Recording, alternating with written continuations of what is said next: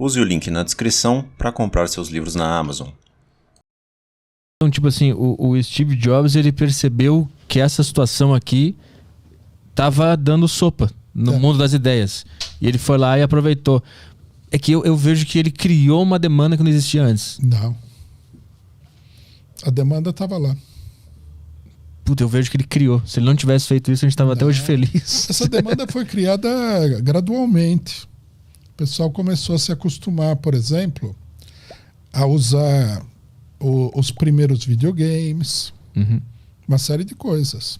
Mas não foi porque um cara criou e mostrou, olha aqui que legal isso aqui. Tudo bem, alguém inventou, mas digamos assim, é uma necessidade social. Eu acho que é um pouco dos dois, né? Um cara cria um negócio, percebe que vai dar certo, faz mais e a coisa vai acontecendo assim, né?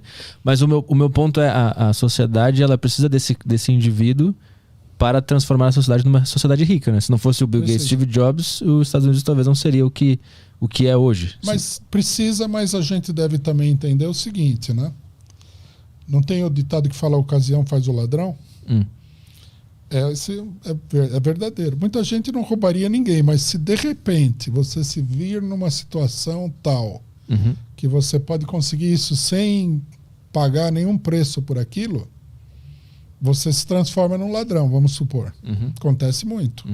Quer dizer, não foi ele que criou a oportunidade, é a oportunidade que criou o ladrão.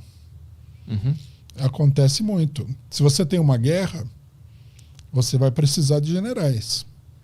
Esses generais vão sair de algum lugar. Porque a necessidade social é uma coisa poderosa. Ela é imperiosa. Né? Então, vai aparecer a pessoa. Mas teria como o Steve Jobs ou o Bill Gates terem surgido se o lucro fosse uma coisa que não existisse nessa sociedade? Eles fariam isso só pelo amor à sociedade ou à tecnologia? Eles fariam. Só que aconteceria o seguinte, aí que está um problema do capitalismo. Eles não conseguiriam ir muito longe se não houvesse um mercado que impulsionasse isso como um negócio social. Ficaria como uma coisa relativamente isolada, individual. Na época que surgiu o computador, os Estados Unidos estava cheio de gente que tinha uma mentalidade anarquista e que estava desenvolvendo essas coisas por amor à arte. Vou contar um caso. Você sabe como é que o Bill Gates ficou milionário? Exatamente. Você conhece a história? Não. É muito interessante. O Steve Jobs lançou o primeiro computador pessoal, o primeiro que teve uma certa relevância. Né? E ele chegou a vender 300 mil computadores. E a hora que ele começou a vender computadores nessa escala, que era uma coisa artesanal que ele estava fazendo, a IBM acendeu uma luz vermelha. Porque a IBM era a dona do computador no mundo. Aí eles olharam e falaram, nós temos que entrar nesse mercado aí que nós estamos perdendo o pé da situação. Né? Então, eles começaram uma discussão. Eu vi um documentário onde o cara que participou conta toda essa história. Infelizmente, não consegui nunca mais achar esse documentário que eu vi na televisão. Aí, um cara que participou disso daí, que era um executivo da IBM, fala o seguinte, o problema é que para a IBM desenvolver um projeto demorava 6 anos. E não tinha condição de esperar 6 anos. Você tinha que entrar logo. Aí veja como a oportunidade cria a pessoa, né? Eu me apresentei para a diretoria e falei, eu produzo um computador em 2 anos. Ponho na rua em 2 anos. Aí a diretoria, no desespero, né, falou, vai lá. Aí ele foi lá e montou o computador. Essa foi a parte relativamente fácil. Mas ele precisava do quê? De um programa para fazer o computador funcionar. E ele procurou quem? O Bill Gates, que era uma pessoa que já atuava aí com programas, mas não era bem essa área dele. Mas ele já era conhecido, ele tinha negócios com a IBM e tudo mais. Aí o Bill Gates falou, eu sei como é que nós vamos conseguir esse programa. E eles foram num cara que tinha o programa que era o DOS. Né? MS-DOS. A maioria das pessoas está ouvindo aqui. Isso aqui é como se fosse arqueologia. Né? O DOS, aquele programa que fazia funcionar aquela telinha de fósforo verde. É só linha por linha. Né? Linha por linha, você tinha que escrever, né? Era a pré-história do computador. Você queria abrir um arquivo, você teria que escrever lá, abrir arquivo, tal, endereço tal, inteiro. Endereço. .exe. Era uma verdadeira loucura. Aí eles foram na casa do cidadão que tinha esse programa, o DOS. E a IBM ofereceu para ele $50 mil. Fala que a casa dele era uma casa velha, era um cara meio hippie, com uma bandeira pirata em cima da casa, uma bandeira preta com a caveira e o negócio cruzado. Ele se considerava um pirata da tecnologia. A IBM ofereceu $50 mil, que na época era um dinheirão. Ainda mais para um cara que não tinha nada. Aí o cidadão chamou advogado e tal. Eles concordaram com tudo, mas quando ele leu o contrato, o contrato dizia o seguinte, que a IBM ficava autorizada a fazer as modificações que ela julgasse necessário no programa à medida que ela fosse utilizando. E ele não concordou.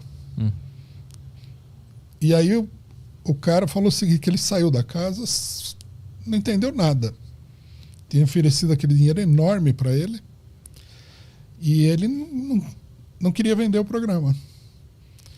Aí o Bill Gates chegou e falou, não, deixa que eu tenho uma ideia. Aí o Bill Gates largou esse cara e foi um outro cara que tinha um programa parecido com aquele. Ofereceu para o cara $10 mil, pegou o programa, que era quase igual, fez as modificações que precisava fazer e ele foi para a IBM. Na hora que a IBM ofereceu para ele $50 mil, ele teve um estalo. E ele falou o seguinte, não, eu não quero nenhum dinheiro. Eu quero que toda vez que vocês colocarem esse programa no seu computador, você me pague uma taxa. Foi assim que ele ficou milionário. Ele não inventou nada, o Bill Gates. Ele só sabia onde é que estava o tesouro. E ele foi lá, né? E ele percebeu aí, a inteligência dele foi essa, ele percebeu que com aquele programa que o cara não dava valor nenhum, o cara que produziu. Né? O segundo, então, não dava valor mesmo. Ele nem sabia o que fazer direito com o programa. Ele percebeu que aquilo lá valia muito dinheiro. Ele juntou duas peças que estavam desconectadas. Exatamente. Mas tu disse, quando tu começou a história, tu falou que esse era o problema do capitalismo. Mas qual o problema aí? Que eu estou tentando enxergar o problema. O problema do capitalismo é o seguinte. Esse pessoal que inventou o programa, que não foi o Bill Gates que inventou o programa. Não foi nem o Steve Jobs. Foi um cara que hoje eu não sei nem dizer qual era o nome dele. Dois, né? Um tinha o programa, outro tinha um programa parecido. Como eles não queriam se juntar com uma empresa como a IBM, eles não queriam fazer parte dos grandes negócios, eles não tinham também por onde se desenvolver. Mas aí, para nós, não foi bom que o Bill Gates tenha tido essa inteligência de juntar esses dois pontos, porque o cara estava parado lá, ele não queria fazer. Foi bom porque a única maneira que você tem no capitalismo de fazer as coisas se movimentarem, em geral, é através do sistema de lucro. Dentro do sistema socialista que tu acredita, como é que essa história teria sido? Se essa é uma pergunta... Seria totalmente diferente. Você vê, por exemplo, veja só, os russos, com tudo o que aconteceu na Rússia, ditadura e tudo, eles foram o primeiro país a lançar um satélite no espaço.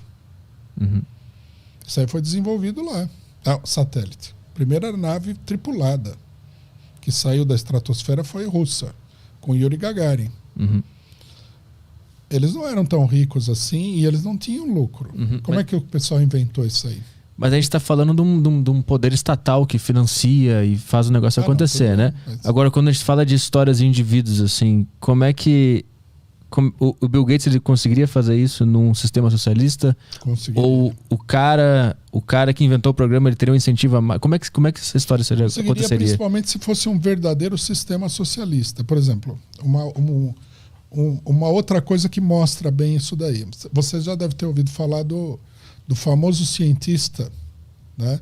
O Pavlov, um cientista russo. Tem até a história do cachorro de Pavlov e tal. Um dos cientistas que estudaram a psicologia humana, digamos assim, a mente humana, dos mais importantes que já houve.